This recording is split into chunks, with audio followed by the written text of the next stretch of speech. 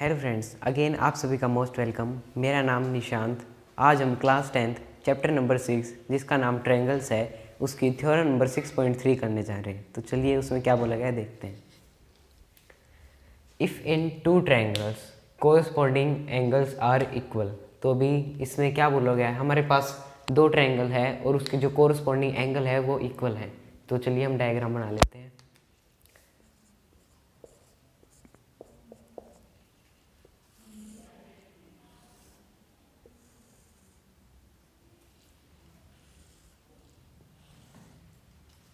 हमारे पास ये दो ट्रायंगल हैं, हम इनका नाम कर लेते हैं ए बी सी और डी ई एफ। और इनके जो कोरस्पॉन्डिंग एंगल है वो हमें इक्वल दिए गए हैं। जो एंगल ए है वो इक्वल है एंगल डी के, और जो एंगल बी है वो इक्वल है एंगल ई के, और एंगल सी है वो इक्वल है एंगल एफ के। तो इसमें आगे क्या बोला गया है, then their corresponding sides are equal in the same ratio. तो इसमें हमें क्या बोला गया है, जो इन दो ट्रायंगलों की जो कोरस्पॉन्डिंग साइड हैं जैसे कि ए बी और डी ई वो सेम रेशियो में है, ये हमें प्रूव करना है। और उसके बाद हमें जो ये दो ट्रायंगल है उन्हें सिमिलर दिखाना है। तो चलिए हम शुरू करते हैं। इसमें जो गिवन दिया गया हम वो लिख लेते हैं। जो एंगल ए है वो इक्वल है एंगल डी के, जो एंगल बी है वो इक्वल है एंगल ई के, और जो एंगल सी है वो इक्वल है एंगल एफ के। और टू प्रूव में जो है हम वो लिख लेते हैं।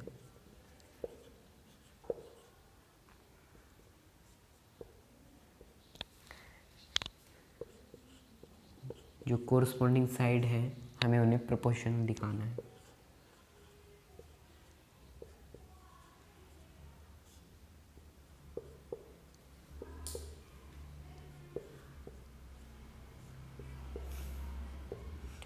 और इसी के साथ हमें जो ट्रायंगल है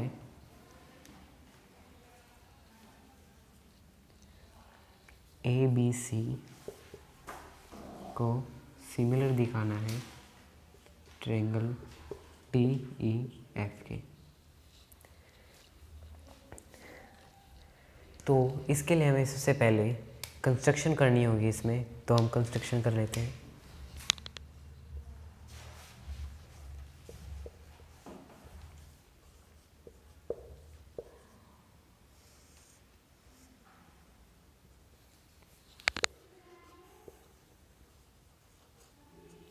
हम क्या करेंगे, जो हमारी ये वाली लाइन है डी ई और डी एफ को इस तरह कट करेंगे कि जो ए बी है वो इक्वल आ जाए डी। हम इसमें ऐसे कर लेते हैं, नाम लिख लेते हैं। ये लाइन हमने कट करी है, इसका नाम हम लिख सकते हैं पी क्यू। हम इस डी ई और डी एफ को ऐसे कट करेंगे जिसमें ए बी डी बी के इक्वल आएगी और ए सी डी क्यू के इक्वल आएगी। We cut sides DE and DF such that जो AB है वो इक्वल आएगी DP के, और जो AC है वो इक्वल आएगी DQ के। ये हमने कंस्ट्रक्शन की है। अब हम नेक्स्ट स्टेप में हम क्या करेंगे, जो ट्रायंगल है ABC को हम ट्रायंगल DPQ के कॉन्ग्रुएंट शो करेंगे। हम ले लेते हैं in triangle ABC and triangle DPQ। जो AB साइड है वो इक्वल है DP के, और जो AC साइड है वो इक्वल है DQ के। ये हमने प्रूव्ड अबव, ये हम प्रूव कर चुके हैं। और जो एंगल है ए वो इक्वल है एंगल डी के, ये हमारे पास गिवन है। ओके, तो अगर ये जो ट्रायंगल है ए बी सी कॉन्ग्रुएंट हो जाएगा ट्रायंगल डी पी क्यू के साथ और साइड एंगल साइड रूल से, तो हम कह सकते हैं जो एंगल बी है वो इक्वल होगा एंगल पी के, और जो एंगल क्यू है, जो एंगल सी है वो इक्वल होगा एंगल क्यू के। अब हमें पता है कि हमें जो एंगल बी है वो इक्वल दिया गया है एंगल ई के, और एंगल सी जो है वो इक्वल दिया है एंगल एफ के। तो हम यहाँ से कह सकते हैं जो एंगल पी है वो इक्वल होगा एंगल ई के। इसके लिए हम रीज़न लिखेंगे, जो एंगल बी है वो इक्वल है एंगल ई के, और जो एंगल है क्यू उसको हम इक्वल बोल सकते हैं एंगल एफ के साथ, क्योंकि जो एंगल जो एंगल सी है वो इक्वल है एंगल एफ के। अब जब हमें ये जो एंगल बी एंगल पी के साथ इक्वल है और एंगल सी जो है वो एंगल क्यू के इक्वल है, तो हमने ये इसके भी इक्वल थे तो ये आपस में इक्वल हो जाएंगे। अगर किन्हीं दो लाइनों के कोरस्पॉन्डिंग एंगल इक्वल हों तो जो दो लाइन होती हैं वो पैरेलल होती हैं, हमें पता है। तो अगर ये एंगल्स हमारे इक्वल हैं तो जो लाइन है, लाइन पी क्यू पैरेलल होगी किसके, ई एफ के, क्योंकि जो एंगल कोरस्पॉन्डिंग एंगल है वो हमारे इक्वल है। जब ये लाइन पैरेलल है तो हमें पता है ये जो ट्रायंगल होगा ये सेम रेशियो में डिवाइड होगा। If line P Q parallel E F, तो हम कह सकते हैं जो डी पी है पी ई इक्वल होगा D Q by Q F by proportional theorem.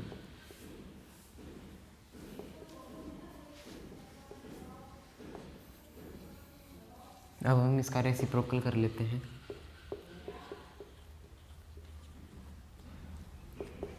P E by D P equal होगा Q F by D Q. अब हम क्या करेंगे, जो ये दोनों साइड्स हैं इनमें हम 1 1 ऐड कर लेंगे। हम लिख लेते हैं add 1 both sides P E by D P plus 1 equal होगा Q F by D Q plus 1 add करने से इसमें कोई फ़र्क नहीं पड़ेगा। तो अगर हम इसका एलसीएम लेंगे तो जो P E plus D P by D P आ जाएगा, और Q F plus D Q by D Q ये हो जाएगा। अब हम डायग्राम में चलते हैं। तो जो पी ई है अगर हम उसमें डी पी ऐड करेंगे तो हम इस पूरे को डी ई भी बोल सकते हैं, और जो क्यू एफ है अगर हम उसमें डी क्यू ऐड करेंगे तो ये पूरा डी एफ बन जाएगा। तो हम यहाँ से लिख सकते हैं D E by D P equal होगा D F by D Q के। अब हम इसका रेसिप्रोकल कर लेते हैं।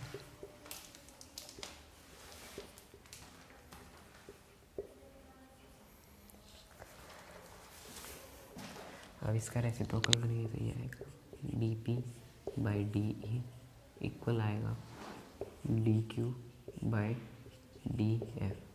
अब जैसे हमने यहाँ पे कंस्ट्रक्शन किए थे उससे हमें पता है जो डी पी है वो इक्वल है ए बी के, और जो डी क्या है वो इक्वल है ए सी के। तो हम यहाँ पे इनके वैल्यू पुट कर लेंगे।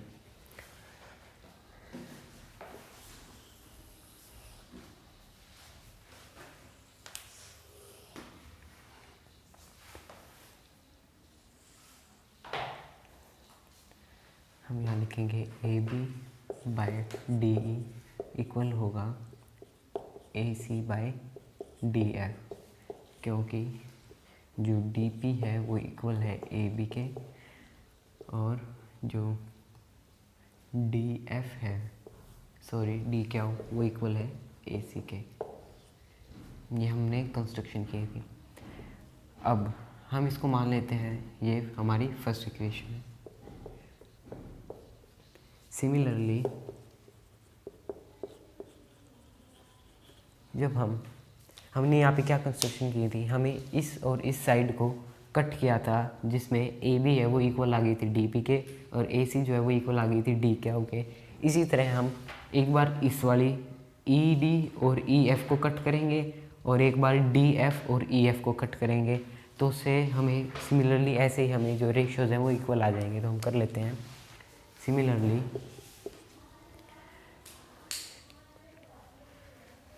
जो A B by D E equal आ जाएगा B C by E F, और B C by E F equal आ जाएगा A C by D F के।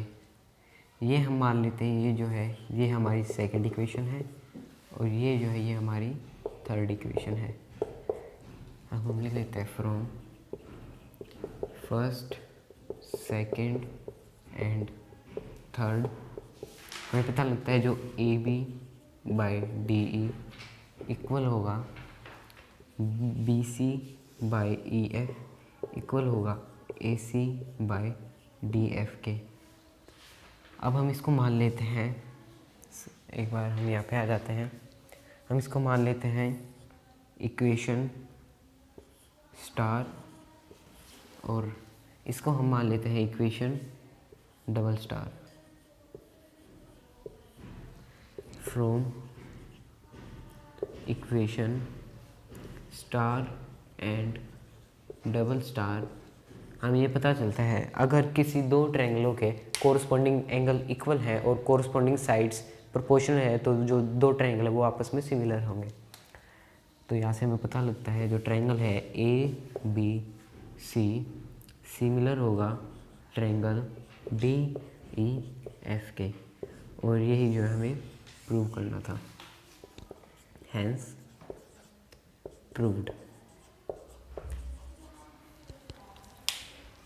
सो गाइज, आपको अगर ये वीडियो अच्छी लगी तो इसको लाइक करना। थैंक्स।